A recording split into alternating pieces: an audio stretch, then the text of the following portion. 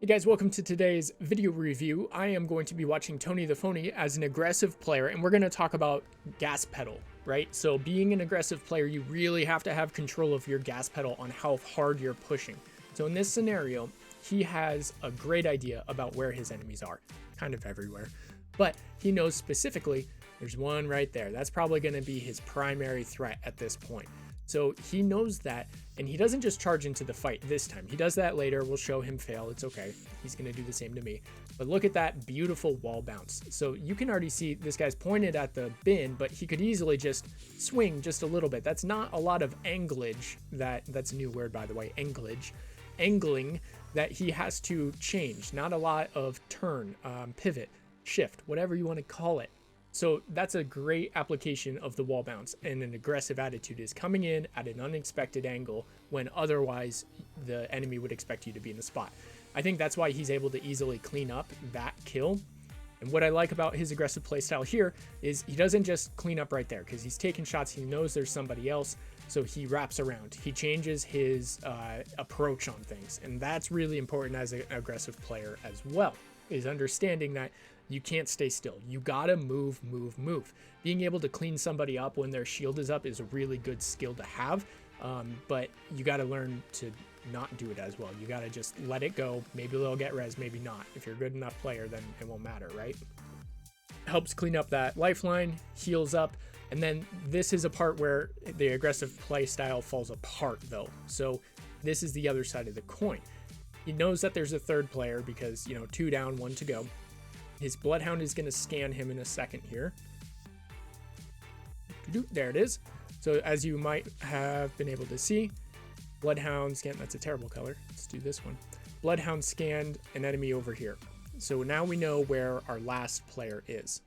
As soon as he sees that, he's ready for the push. He's going to go in and do some damage.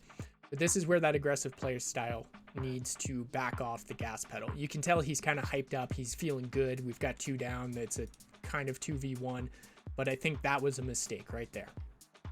Unlike earlier when he did his wall bounce, he has now given up any sort of surprise or advantage.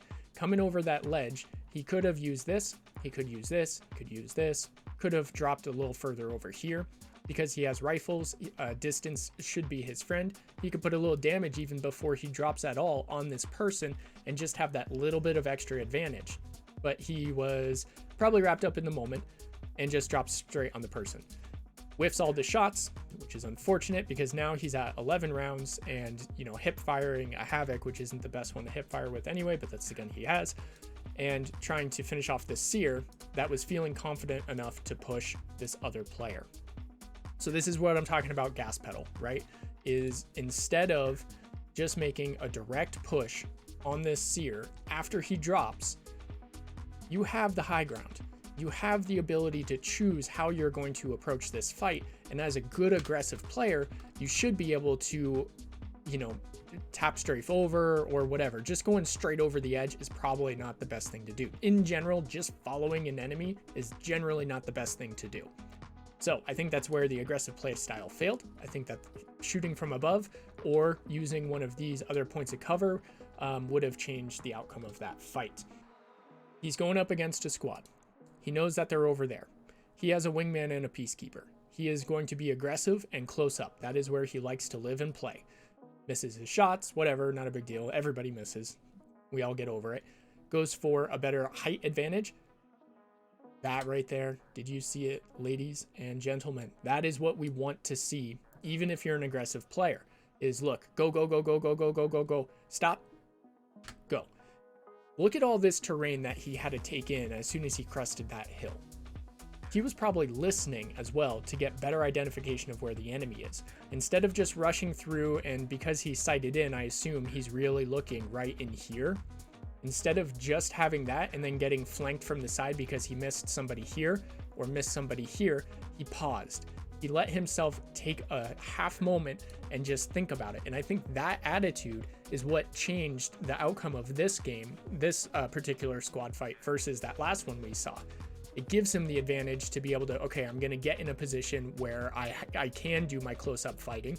Does a great job with his flick shots and then repeats the process for this second person here. Gets a break on him. All he did is run over and jump up. Gets the break on him. And then this is where knowing your play style as well changes. So we'll let it play out. Cool. Great job. Got the kills.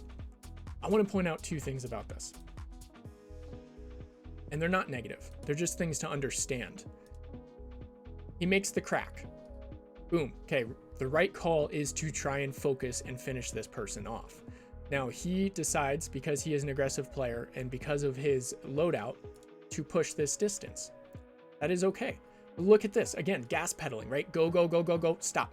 He doesn't just jump over this nice barrier. He doesn't ignore cover. He uses it to his advantage so that he can stack them and make his kills, right? That's the difference between this fight and the last fight that we just watched with that seer where he dropped right on him and ended up dying. Another important part about knowing your gas pedal is knowing your play style, right? So if you like to go in like he does and be very aggressive, that's fine. He won this fight, he did it correctly. But if you like to be a little more conservative like me, you might use these boxes. You still have great height, they still have sucky cover, you still would have won the fight.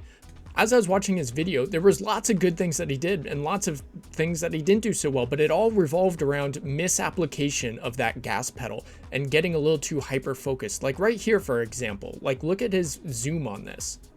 He zoomed in at 10x. That's way too close at this distance. 49 meters. We shoot like SMGs at that distance all the time. So I don't know why he's at that particular range. He figures it out. He comes out to 6x in a moment. There it is. And he's still not hitting his shots, but it's fine. It's whatever. The point is that you don't have to be, completely seeing the dude's face. You got to learn how to gas pedal back, hit those brakes just a little bit so that you can secure those shots. It's not as a fast-paced world whenever you've got 49 meters plus cover between you. So here he's searching, he's using good use of cover. He's not going right up on the edge. That's something I see a lot with new players is they'll stand right on the edge and expose their entire body like this, which let's see how this plays out. Oh, look, he's getting hit because his whole body was exposed. It's not really his fault. He didn't know they were there, but he fixes it. You can see right here. Boom, look at that. That's great use of this little piece of cover right here. That's huge. Those little things matter, and he's doing a great job of using it. Playing off his teammate, he doesn't have comms with this person, but seeing that they have that angle, he's going to go find a different one, which is absolutely the right call. Nice little wall bounce to get a little peek on what he's going to get into. Look, look, look. Hey, look at that. Did you see that, by the way? He was at 6x, and let's see if we can figure out what that distance was real quick. Zooms out. Learned from before. Look at that, 64 meters. So he's further than the first time. Takes his time, makes a nice little crack on it, gives some opportunity. Now, as an aggressive player, what do you think he's going to do? What would you do as an aggressive player? You're going to push that? You're going to go onto, the rails right here and try and finish that up, follow up with that to make it a 2v2? Well, we don't really know what he's going to do because there's an Ash Halt that pops here. So he doesn't really get the choice to do either, but he does have a choice to react to this. First of all, if you're going to use Mirage decoys, anytime you can twist them and turn them, that is way more effective than just running in straight lines, just as an FYI. Does a great job. Gets one down.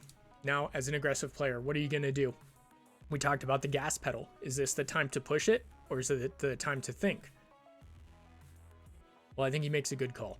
He says, I want to go. I do. I so want to drop on these people and get them. But I know I've got an opportunity here.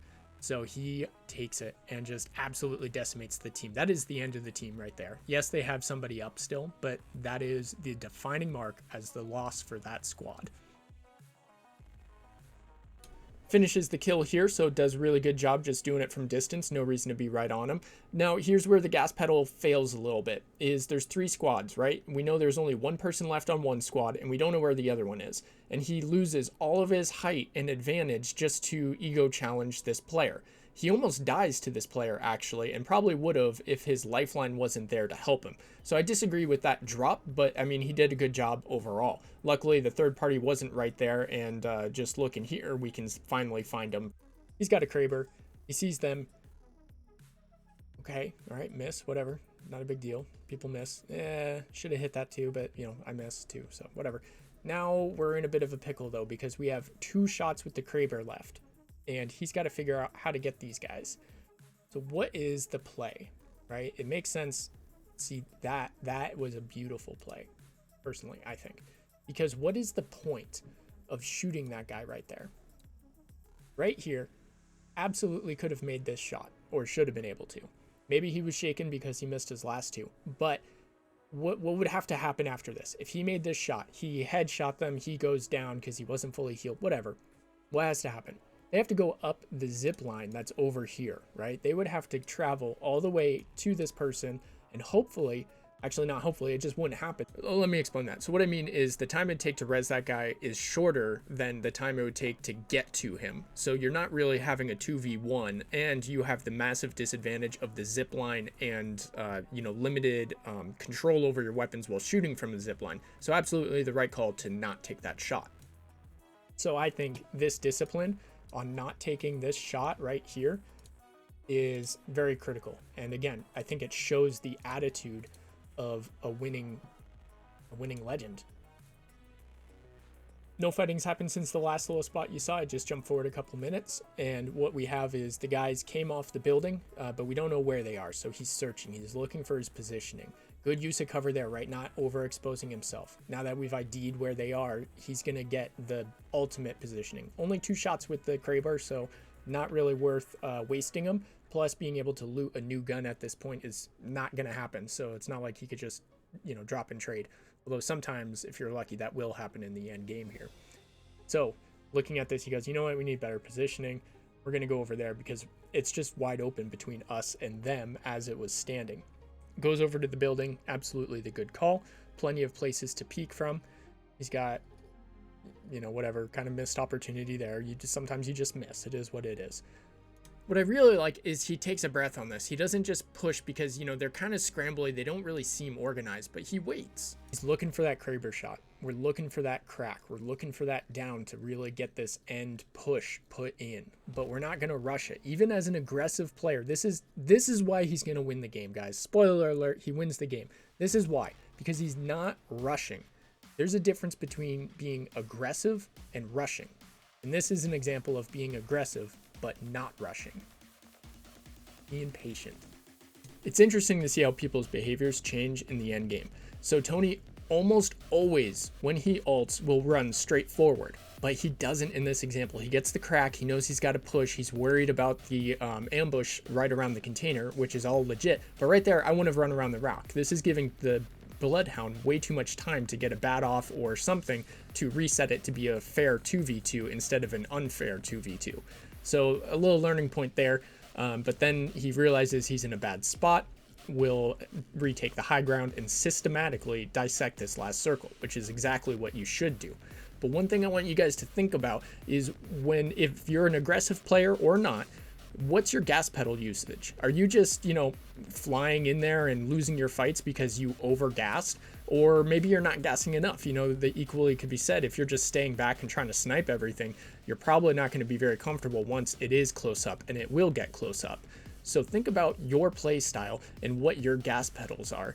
I really want to thank Toni for letting me use his footage for this VOD. It was actually pretty cool and enlightening to see, a lot of games played by him. And I hope you guys can pull something out of it too. Go out there, go win some games, and make sure to have some fun.